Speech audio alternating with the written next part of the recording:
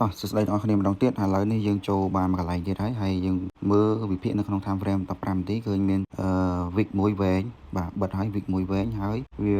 កំពុងតែឡើងតែឡើងដូចអត់ឡើងរួចទេឡើងអត់សូវមានកម្លាំងប្រមាណទេមើលជាក់ស្ដែងហើយយើងមើលក្នុង time frame 15នាទីនេះគឺឃើញថា MACD វាកំពុងថយកម្លាំងតែមិនដឹងថាថយពិតឬក៏បោកយើងណាយើងអត់ទាន់ច្បាស់ MACD នេះហើយវាមាន volume កំហរមួយអាហ្នឹងយើងផ្អែកលើអាហ្នឹងភាគរយត្រូវ sell ហើយមកដល់ក្នុង time frame 1នាទីយើងឃើញមាន EMA របស់យើងបានកាត់គ្នាចុះមក ACD មានលំហូរធ្លាក់មកដក0ហើយអញ្ចឹងបានកម្លាំងអ្នក buy ថយទៅវិញហើយអញ្ចឹងកម្លាំងអ្នក sell ចូលមកប៉ុន្តែមិនទាន់ដឹងថាវាខ្លាំងឬក៏វាខ្សោយអញ្ចឹងហ្នឹងហើយក៏មាន volume បន្តទៀតដែលវាបានកើតចេញមកគឺកម្លាំងវានៅផាប់ហើយគ្នានិយាយចេះផាប់ហើយគ្នាអញ្ចឹងយើងមើលថាតើ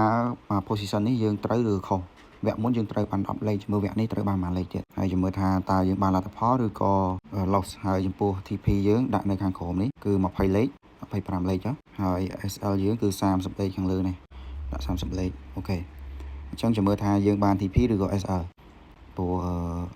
អានេះវាជាក់ស្ដែងទៅខ្ញុំមិនមែនថាហូតដល់25បើសិនករណីថាវាដាស្អាតអាហ្នឹងខ្ញុំអាចហូតដល់តែបើសិនវាដាអត់ស្អាតវាមានការតាក់ការអីខ្ញុំកាត់ចោលពាក់កណ្ដាលទីហ្មងអាហ្នឹងបើសិនជាខាតក៏ដូចគ្នាបើសិនខាតមើលថាមានកន្លែងណាដែលវាមានបញ្ហាច្រើនខ្ញុំកាត់ចោល2000 years later អូខេអ្នកទាំងអស់គ្នាឥឡូវនេះយើងដល់កន្លែងគួរតែចង់កាត់ចោលហើយដោយសារផ្សារមើលទៅអត់និយាយថាវាទៅមុខទឹកខ្សោយអានេះខ្ញុំចាំមើលមួយ candle ទៀតទេ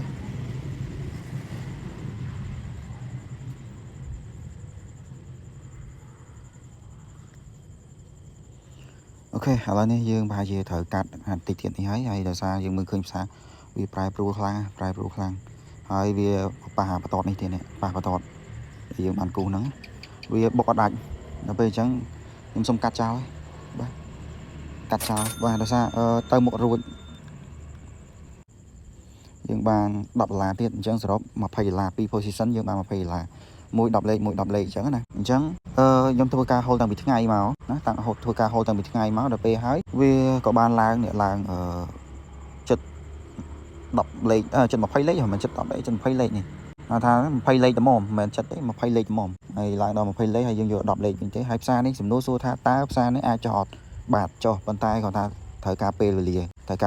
ព្រោះផ្សារនេះវាលំហូរ up trend បាទនេះមើលខ្ញុំគូសទៅលំហូរ up trend វាឡើង structure full ហ្មងនិយាយមែនឡើង structure full ដល់ពេលអញ្ចឹងទៅយើងចូលនេះកន្លែងនេះគឺជាកន្លែងដែលវាផ្ដាច់ liquidity អស់ហើយខាងលើនេះអញ្ចឹងវាធ្លាក់មកក្រោមធ្លាក់មកហើយវា retrace order ខាងក្រោមនេះទៀតវាអត់មកធ្លាយទៅហ្នឹងទេ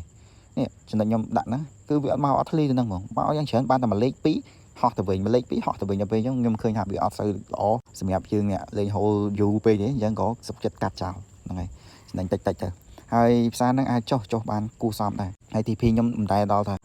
30លេខយ៉ាងច្រើនថា20លេខចង់យ៉ាប់ផងតែនិយាយ20លេខក៏មិនទាន់ដែរដល់ដែរណា20លេខមិនទាន់ដល់ឡើយទេទើបបានត្រឹម5-10លេខទេធ្លាប់បានហ្នឹងហើយអញ្ចឹងអូខេ position ចុងក្រោយយើងចំណេញបាន$10បាទ$10អញ្ចឹងបូកអាចាស់ថ្មីបាន$20ណាហ៎ចាំមើលថាបើមានកន្លែងត្រូវចូលមួយទៀតអាចចូលបានខ្ញុំនឹងព្យាយាមចូលឲ្យឃើញមួយទៀតហ្នឹងហើយតែបើសិនអត់ទេខ្ញុំទុកម្លងទៅថ្ងៃអង្គារថ្ងៃស្អែកអញ្ចឹងហ្នឹងហើយអរគុណច្រើនចំពោះការតាមដានហើយជួបមួយខ្ញុំវីដេអូក្រោយបាយ